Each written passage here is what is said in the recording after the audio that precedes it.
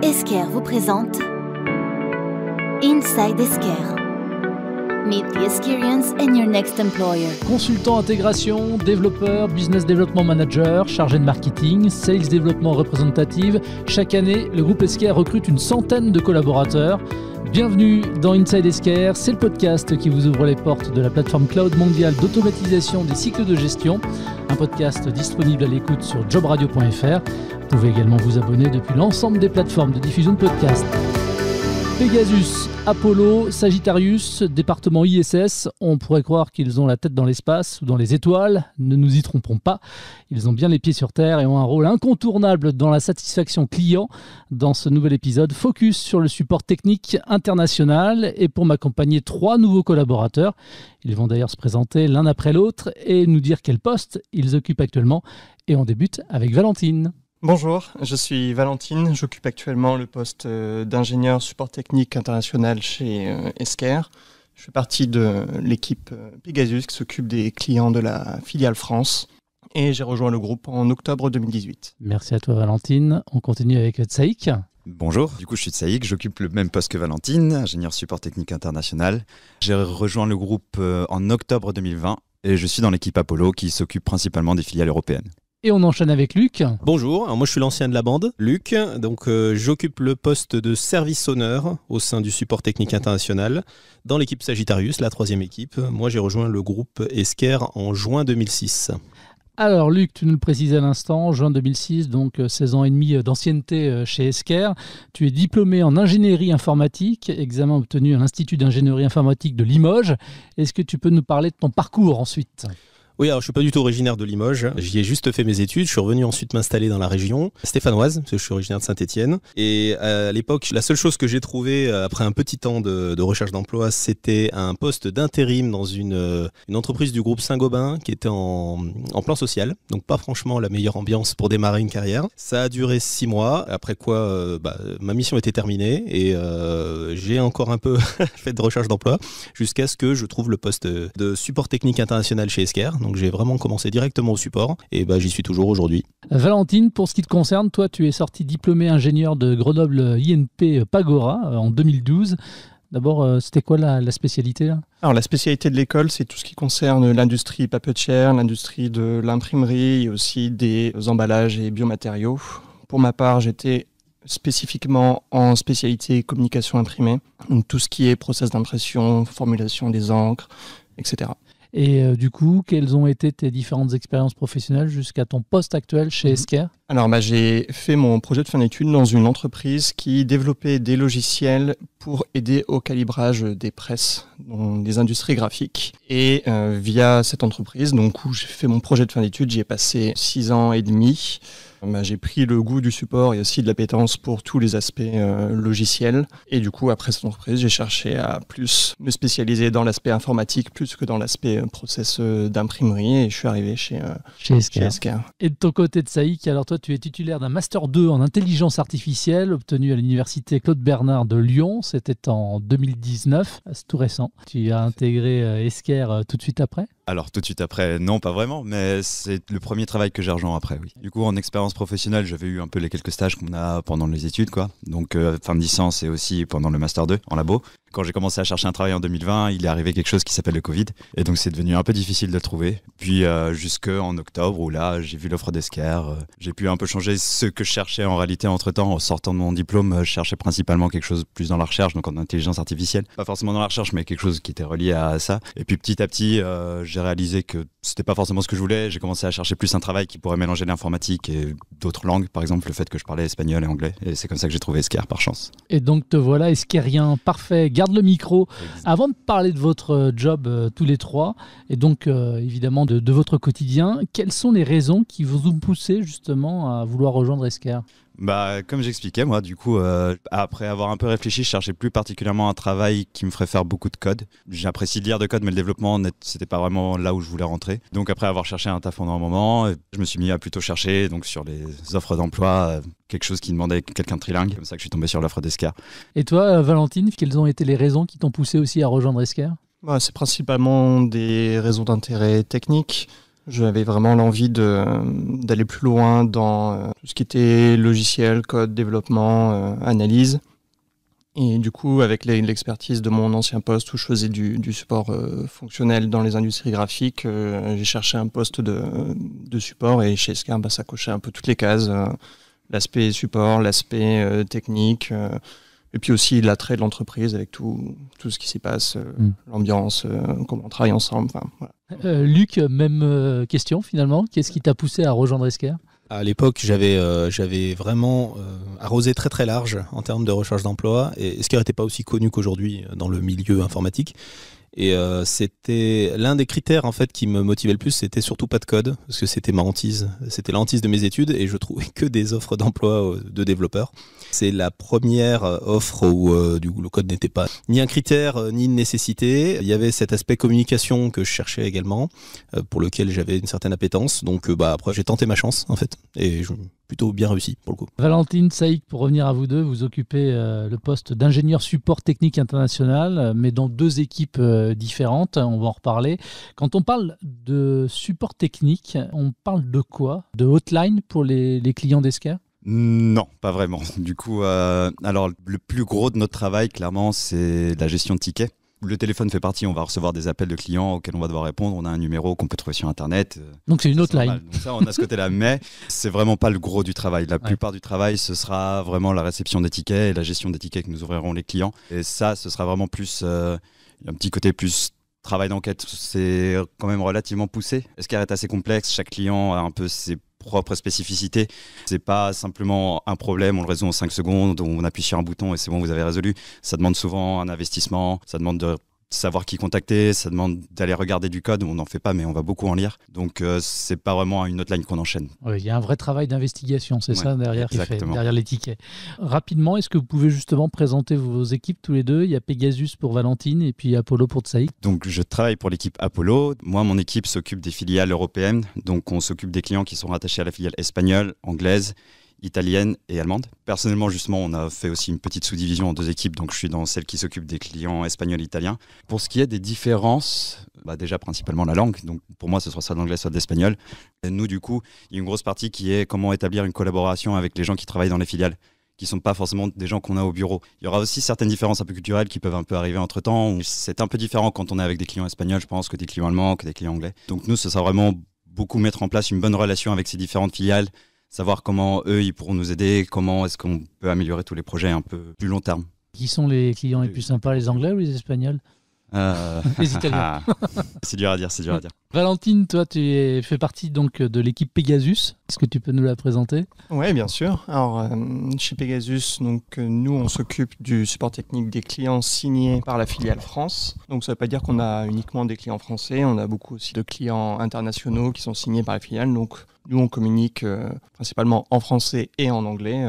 On jongle vraiment toute la journée entre les deux. Et au sein de Pegasus, on est divisé en 3 sous-équipes qui sont chacune spécialisées sur des solutions spécifiques d'Esker. On a fait le choix de se spécialiser de manière à pouvoir monter en compétences et répondre au plus précis aux besoins des clients de chacune des 3 sous-équipes. En quoi consiste concrètement maintenant le job d'ingénieur support technique international chez Esker ? Du coup, on a plusieurs missions. Donc, notre mission principale, c'est de répondre aux tickets des clients et leurs besoins. Donc, ils nous contactent dès qu'ils ont des problématiques sur les environnements de production. Donc, nous, on est là pour analyser leurs problématiques, les traduire, leurs besoins fonctionnels en problématiques techniques chez nous et analyser comment on peut répondre à leurs questions. Donc, on n'est pas là pour résoudre tous leurs problèmes. On est là surtout pour leur apporter une réponse directement sur comment ils peuvent agir avec le produit fonctionnellement pour répondre à leurs besoins, ou alors analyser les potentiels bugs qui peuvent exister sur soit leur personnalisation spécifique, soit sur la plateforme, soit distinguer ce qui peut être une demande d'évolution du produit du client qui va être prise en charge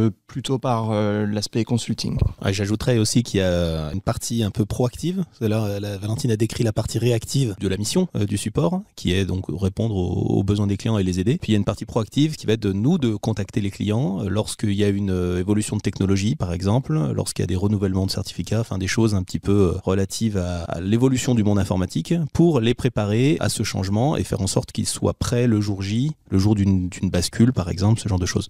Et ça, c'est les 2 aspects de la mission, faire en sorte que le client client en fait continue d'utiliser la solution de manière fluide sans avoir de problème. Qui sont finalement vos interlocuteurs, que ce soit en externe et en interne?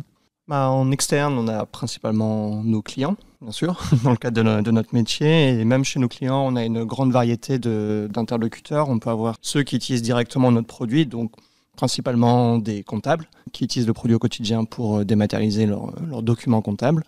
Mais on peut aussi être en contact avec des personnes de l'IT chez nos clients qui ont des problèmes plus techniques ou d'intégration. En dehors de nos clients, on a différents autres interlocuteurs. Donc on a des partenaires.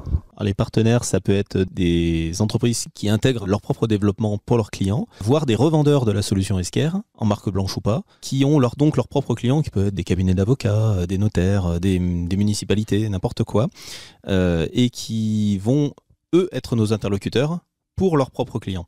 En interne, là, ça va un peu plus dépendre, mais justement, avec notre rôle de support, on est un peu au milieu de pas mal d'autres départements.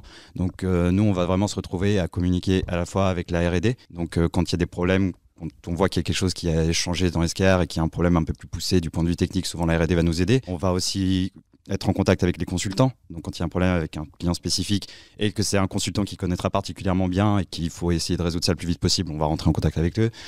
On va aussi parler avec les sales parce qu'on veut savoir, on va avoir un peu de contexte sur ce qui s'est passé avec le client. Est-ce que ce changement c'est normal? Comme disait Valentine, nous on va dispatcher un peu. Si on voit qu'il y a une demande qui n'est pas vraiment du côté support mais qui est plus un changement qui devrait eux demander aux sales, au commercial, donc on va le renvoyer vers le commercial. L'équipe infrastructure aussi, quand il y a des événements qui se passent sur la plateforme. On a un petit peu un côté mise en relation entre les différents départements vu qu'on a une bonne vision globale en fait. Luc, j'ai compris qu'il y avait plusieurs niveaux de support. La différence justement entre le support corporate et les équipes support en filiale? Les supports corporate, il est à Lyon. Les supports filiales, ils sont basés dans les filiales d'Esker, donc à des fuseaux horaires différents aux États-Unis, en Australie, en Asie. C'est important pour ces clients qui sont internationaux, on en a beaucoup à l'international, d'avoir une équipe support sur place qui puisse répondre dans les heures de travail de ce pays-là. Ces équipes-là, elles peuvent être amenées à nous remonter à nous, ISS, des problématiques qu'elles n'ont pas su résoudre ou qu'elles n'ont pas les capacités de résoudre pour des raisons techniques. On va donc répondre aux besoins de la filiale qui elle-même répond aux besoins du client. Donc il y a deux niveaux en réalité de support lorsque ça se produit. Bien sûr, on a énormément aussi de clients en Europe pour lesquels on assure un support directement au client et là ce qu'on va appeler donc du niveau 1. Vous êtes combien donc dans l'équipe là? Dans mon équipe on est 8, 9 si je me compte aussi, même si j'ai un poste légèrement différent des membres de l'équipe. Alors oui, puisque tu es service owner. Alors justement, en quoi ça consiste ce job-là au sein du support technique international? Alors le service owner, il y en a un par équipe.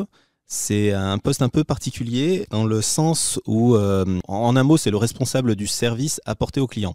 Donc du point de vue du client, on va dire c'est un peu le chef d'équipe. Dans les faits, ce n'est pas le chef d'équipe, c'est la personne qui va être garant en fait du service rendu, qui va établir les priorités, qui va potentiellement adopter la casquette de responsable de crise lors des moments difficiles, qui va gérer la communication dans certaines situations, qui va en fait fournir l'objectif de l'équipe en termes de qualité de service, en termes de rapidité de ce service rendu, et qui va s'assurer que l'équipe atteint les objectifs qui ont été fixés de manière continue au sein de l'équipe. Rapidement, comme ça aussi, et concrètement peut-être, pour y voir un peu plus clair, est-ce que tu peux donner un ou deux exemples de tes missions ?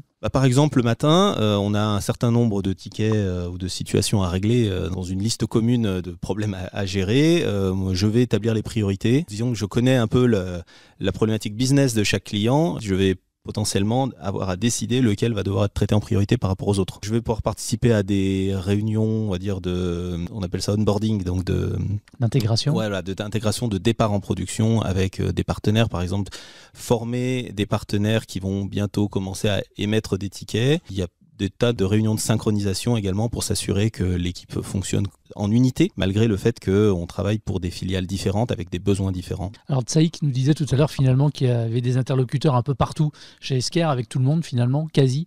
Mais vous faites partie donc du département ISS. Comment est-ce que vous collaborez aussi ensemble, même si vos missions peuvent être parfois communes ou différentes ?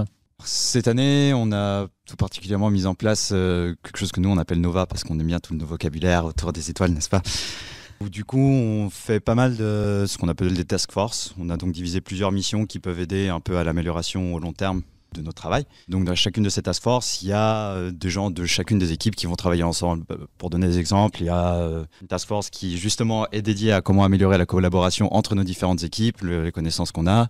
Il y en a une autre qui est plus pour tout ce qui est les projets proactifs. Il y en a une autre qui serait plus pour le fait de développer des outils informatiques qui pourront nous aider. Une autre qui sera dédiée à la collaboration avec les autres équipes.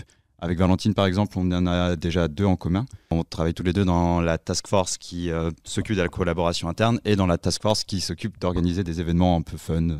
C'est-à-dire ? On organise souvent des sorties entre différents collègues ou des moments qu'on peut passer ensemble après les heures de bureau, ici.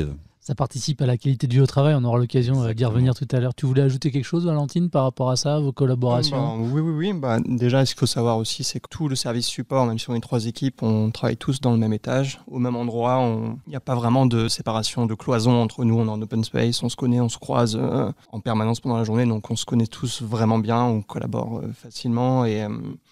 on est aussi souvent amené à aller aider les gens des autres équipes sur des sujets que nous, on maîtrise. Et même au-delà de ça, on a mis en place ce qu'on appelle un programme d'Erasmus.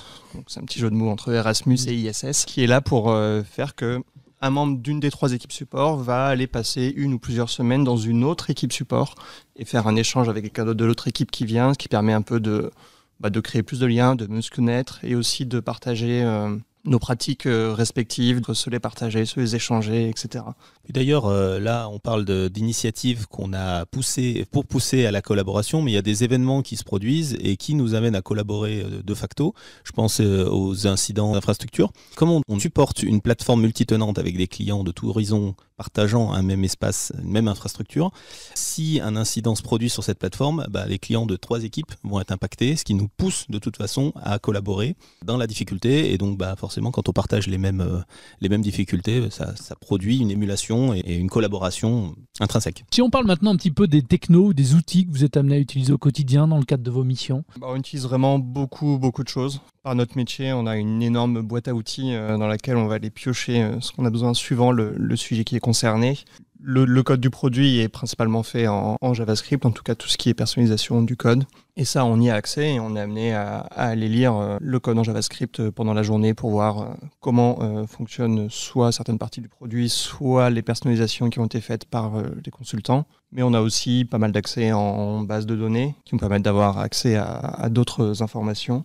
Et même, pour faire un lien avec la question précédente, on a aussi un groupe de travail en interne chez ISS qui est dédié à la création et l'élaboration d'outils qui nous permettent de mieux travailler. On a aussi 2-3 outils qui sont plus reliés à la gestion de crise ou même au-delà de la gestion de crise, le fait de ce qu'on appelle le monitoring, donc c'est le fait de bien vérifier en amont dès qu'il y a un problème qui commence à profiler un peu sur nos serveurs ou quoi que ce soit, qu'on voit qu'il y a quelques lenteurs qui peuvent arriver, il faut qu'on soit très au courant pour être vraiment assez actif sur la communication. Donc rien que ça, c'est déjà un outil spécifique, un outil qui s'appelle Kibana pour le coup, et chaque semaine c'est une équipe différente qui s'en occupe. Et on amène la petite bouée, on a une grosse bouée licorne qu'on appelle Kibana qui représente un peu quelle équipe doit s'en occuper, qu'on laisse dans le bureau des personnes qui doivent. C'est-à-dire que vous refilez la bouée, c'est ça ? Exactement, on se la fait tourner. J'ajouterais quand même, ce qui est amusant, c'est qu'on supporte une solution qui est cloud-based, qui est uniquement basée sur le cloud et accessible en web. Et la plupart de nos outils, si pas tous nos outils d'ailleurs, sont accessibles en web. En fait, ce sont des outils web. On a très peu d'outils ou de logiciels qui sont vraiment installés sur nos postes, ce qui nous permet en fait de facilement travailler à distance et de fournir une assistance assez proche de ce que les utilisateurs finalement ont sur leur écran toute la journée. Alors dans Inside Esker, on le rappelle depuis le premier épisode finalement, l'entreprise a adopté la méthode agile dans tous ses process. Justement, si on fait un focus là-dessus, dans vos équipes respectives, comment se traduit cette méthode agile ? Je vais pouvoir répondre parce que j'ai vécu la transition non agile, qui était au début des années 2010. Et ça s'est traduit déjà, ne serait-ce que dans le cadre hiérarchique de l'entreprise, au sein d'une même équipe. Auparavant, il y avait un manager et des collaborateurs. C'est plus le cas du tout. Le service owner, ce que je suis, n'est pas le manager de son équipe. Il y a du management croisé à ce niveau-là, c'est-à-dire que je vais être hiérarchiquement le manager de membres d'autres équipes avec qui je ne travaille pas au quotidien pour le coup. Ce qui amène du coup une certaine liberté, une certaine collaboration qui n'est pas basée sur la relation hiérarchique. Et c'est très important.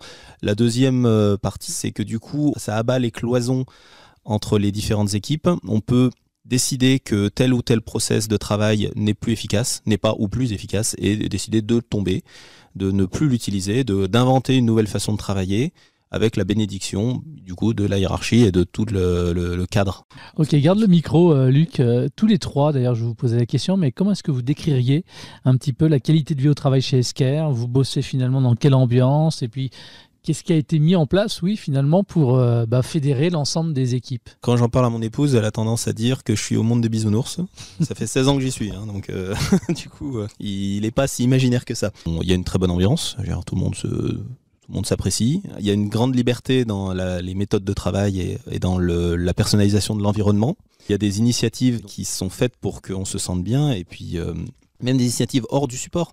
Par exemple, moi j'appartiens à ce qu'on a appelé l'escouade de diversité et de collaboration, qui permet donc de réfléchir à des initiatives pour être plus inclusif. Ce sont des initiatives qu'on ne va pas retrouver dans toutes les entreprises, et pour le coup là c'est quelque chose dont je suis assez fier de faire partie et qui me rend fier d'appartenir à Esker. Donc là tu nous parles d'inclusion. Quelles sont aussi les autres sources de satisfaction qui font que finalement on se sent bien chez Esker et que ça se passe bien et que les équipes sont fédérées?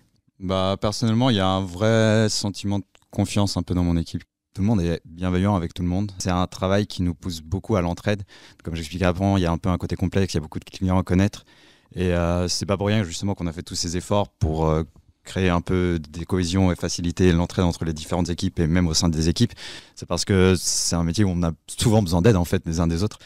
On organise souvent des événements pour sortir entre nous, pour faire des événements assez drôles. Dernier événement en date? On en organise toutes les semaines. Ouais, on organise toutes les semaines, donc c'est dur, le reste d'équipe. Il y a eu un Père Noël secret. Après, on essaie d'organiser soit des petits événements un peu en fil rouge sur les journées de travail, et des choses un peu plus marquantes, un peu plus grosses. Par exemple, chaque été, on l'a fait 2 fois pour l'instant, on a organisé ce qu'on appelle la kermesse, donc la kermesse ISS, une sorte d'olympiade qu'on organise entre nous sur toute une soirée avec un thème précis qui permet de créer vraiment beaucoup de cohésion. Ou un loup-garou grandeur nature. Un loup-garou grandeur nature, ouais, en temps réel sur 2 ou 3 semaines qui permet vraiment de faire participer tout le monde. On a aussi Tsei qui joue de la guitare dans l'open space. Et d'ailleurs, il va nous faire une démonstration tout de suite. Ah, mais ça fallait le demander, j'aurais descendu. Alors, si je peux ajouter même plusieurs choses. Alors déjà, juste mon point de vue personnel au quotidien, c'est que aller chez Esker le matin, c'est un bonheur. Je fais pas de télétravail du tout parce que j'adore venir croiser les gens, et même la plupart de mes collègues, c'est même plus que des collègues, c'est des amis en fait. Et sinon aussi pour sortir un petit peu du service ISS, au sein d'Esker, je fais aussi partie d'une troupe de théâtre qui est encadrée par un ancien d'Esker qui a quitté l'entreprise il y a quelques années pour se consacrer à sa passion. Et maintenant, chaque année, il vient tous les mardis midi nous dispenser un cours de théâtre pour lequel on monte une pièce chaque année qu'on joue dans l'amphi qu'on a dans l'entreprise, devant tous les collaborateurs de l'entreprise. Globalement, et ce sera ma dernière question, qu'est-ce qui vous plaît le plus aujourd'hui concrètement dans votre job, et quels sont finalement, selon vous, pour les personnes qui nous écoutent là en ce moment, les avantages à venir rejoindre Esker? Ce qui me plaît le plus, pour l'instant je dirais que c'est les collègues. Et à côté de ça, le tout, c'est vraiment le cadre, quoi. En soi, il y a un cadre de confiance, on s'entend bien avec les gens, où on est dans un département bien coloré et bien aménagé à force d'avoir organisé des événements. Luc? Moi, j'ai appris à apprécier le fait que chaque journée est différente de la précédente et différente de la suivante, même si on ne le sait pas encore. Il y a une certaine routine peut-être à enchaîner les tickets, mais comme un ticket n'est jamais ressemblant à un autre, une problématique cliente ne va pas ressembler à une autre, on en a beaucoup des clients, et il s'avère que du coup, au gré des événements de la plateforme et des appels et des différentes problématiques qu'on a à gérer, on n'aura jamais 2 journées identiques, ce qui empêche tout sentiment de routine avec le temps. Valentine, qu'est-ce qui te plaît le plus dans ton job, et selon toi, quels sont les avantages à rejoindre le groupe Esker? Dans le métier lui-même, c'est vraiment la variété des choses qu'on fait. Il y a aucun ennui au quotidien. On fait vraiment des choses différentes. Là, après 4 ans dans l'entreprise, je continue d'apprendre des choses tous les jours. C'est vraiment hyper motivant. Et sinon, c'est l'émulation en interne, le fait qu'on travaille on est en contact avec beaucoup de services, beaucoup de gens dans l'entreprise, et que la collaboration avec n'importe qui dans l'entreprise se passe bien et bienveillante. C'est vraiment génial. On n'a aucune peur d'aller vers les autres, en fait. Merci à tous les trois. Merci d'avoir gentiment répondu à mes questions. Merci. Et si vous souhaitez postuler, vous renseigner également sur les offres d'emploi disponibles, eh bien, rendez-vous sur le site internet esker.fr/carrière au pluriel. C'est la fin de cet épisode Inside Esker, un programme auquel vous pouvez vous abonner depuis l'ensemble des plateformes de diffusion de podcasts. Merci et à très vite. Esker vous a présenté Inside Esker, un programme disponible à l'abonnement sur l'ensemble des plateformes de diffusion de podcasts.